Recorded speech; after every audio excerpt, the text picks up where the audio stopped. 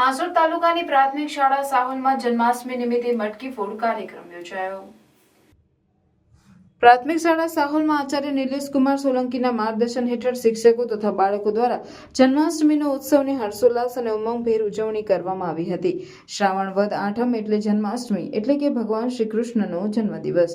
આ દિવસે બધા જ આ ઉત્સવને હર્ષોલ્લાસથી ઉજવે છે।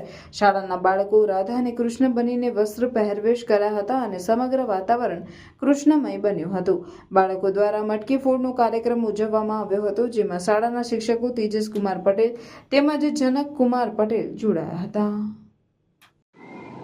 આચાર્ય શ્રી નિલેશ કુમાર સોલંકી પ્રાથમિક શાળા સાહોલ અત્રેની પ્રાથમિક શાળા સાહોલમાં જન્માષ્ટમી પર્વની ઉજવણી કરવામાં આવી હતી।